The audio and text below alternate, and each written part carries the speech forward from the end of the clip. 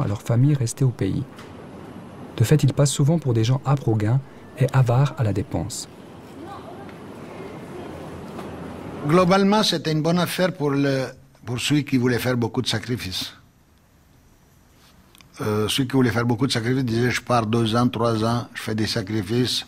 Il y en a qui mangeaient même pas ou mangeaient mal. Il y en a qui buvaient que de l'eau parce que même ceux qui étaient habitués à boire un verre de vin, ils buvaient pas parce que le vin c'était trop cher. Alors ces gens-là, ils pouvaient renvoyer à la maison le 60 ou 70% de leur salaire.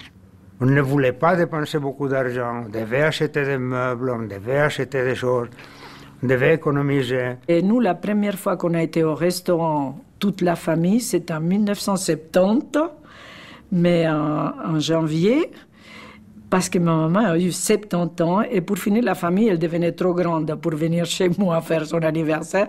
Et j'ai dit, on va au restaurant, et chaque famille paye sa part, parce qu'on n'était pas assez payé.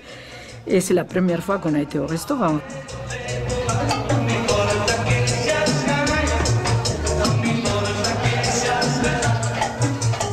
Entre Suisses et immigrés, les contacts sont rares. Chacun vit pour soi. Sur le lieu de travail, il y a peu d'échanges. Les Suisses occupent les postes de chef, mais il reste les sorties, en soirée ou le week-end.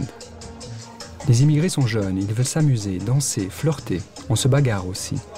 La population s'inquiète de tous ces travailleurs étrangers et célibataires qui séduisent les jeunes filles. C'est un groupe de jeunes célibataires au début, qu'on allait beaucoup au cinéma, on allait nager. La chasse, ça veut dire la chasse aux filles. On rêvait, c'était l'âge, c'est clair. On faisait les yeux doux, ce n'est pas qu'on attaquait, on n'a jamais posé la main sur quelqu'un. Les Suisses, ils avaient raison pour certaines choses. Mais nous, on avait aussi, on n'avait pas tort non plus. Parce qu'on fait rentrer toute cette jeunesse, cette masse de jeunes, et qui après, on leur refuse le droit de regarder les filles, je pense que ça va finir mal. Il y avait la morale chrétienne. En Italie, c'était caché. En Suisse, il y avait une liberté. La liberté de faire un peu ce qu'on voulait. Une femme, elle était libre, elle pouvait faire.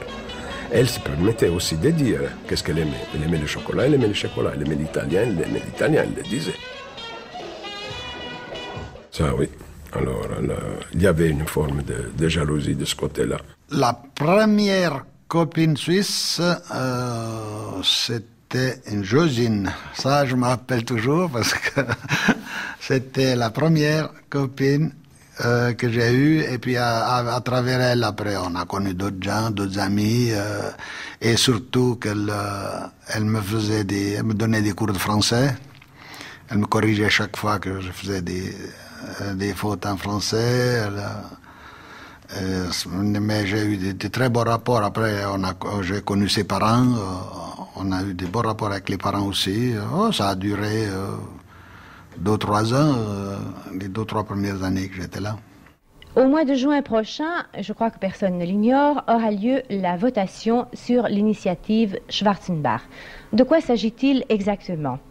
Eh bien, sur environ 6 millions d'habitants, notre pays compte 1 million d'étrangers. Les promoteurs de l'initiative demandent de réduire à 10% le nombre de ces travailleurs étrangers, ce qui revient à dire qu'il faudrait à peu près en renvoyer la moitié.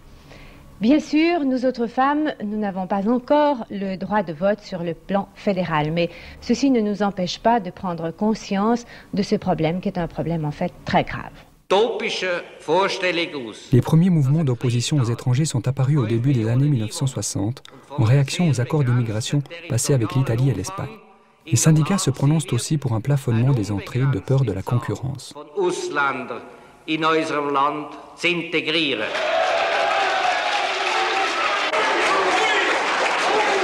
Une première initiative contre les étrangers est lancée en 1964.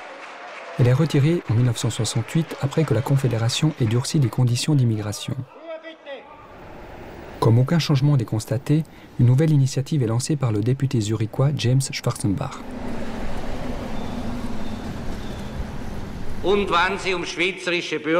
Schwarzenbach est issu de la haute bourgeoisie.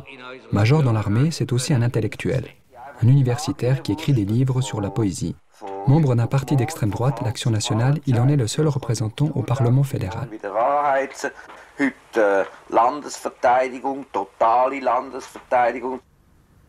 J'ai commencé en 1966 à faire le taxi à Lausanne.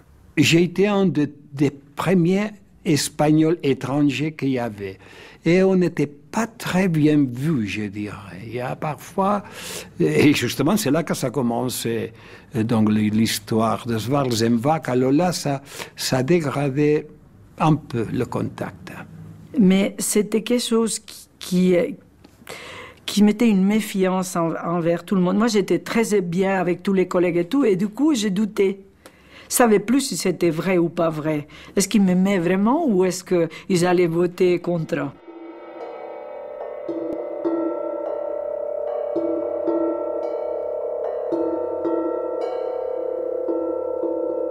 On voyait bien qu'ils étaient contre nous, quoi. Ils ne le cachaient pas. Tant mieux, au moins ils étaient sincères, quoi. Ich bin allen Menschen gleich als Sie. Das sage ich nicht. Ich bin eine Berufsmann und arbeite als Hilfsarbeiterin des Weiß. Wissen Sie warum? Jetzt habe ich nicht gesagt, von Menschen sind alle Menschen. Aber wir haben eine Nation, du bist Schweizer, der andere ist Franzose, der andere ist Deutsch. C'è alle volte non fa più bocca, tu stavo schenken, fertig. Jetzt Schwarzenbach kommen. On en parlait quand même beaucoup et puis on trouvait quand même un petit peu exagéré parce qu'on se disait mais est-ce qu'ils ne se rendent pas compte les étrangers qui sont ici, le travail qu'ils font, qui c'est qui va le faire après? Dans les sphères supérieures et le patronat, c'était le contraire. Eux, ils pleuraient s'il devait arriver une chose pareille. Je pense que le remède proposé par M. Schwarzenbach est un remède beaucoup trop catégorique. Il risque d'aller beaucoup plus loin que ce qu'il faut atteindre. Ça provoquera des graves difficultés économiques, surtout pour les industries qui veulent et qui doivent se développer pour rester concurrentielles.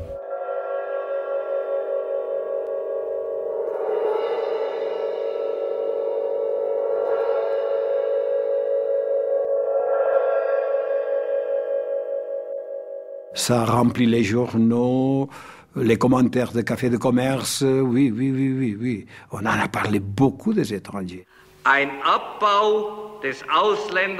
Une réduction du contingent des étrangers à 500 000 d'ici la fin de 1972 serait réalisable.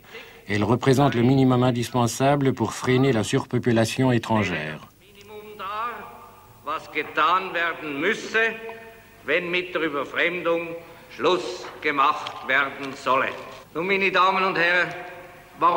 Mesdames et messieurs, pourquoi n'a-t-on pas atteint ce chiffre?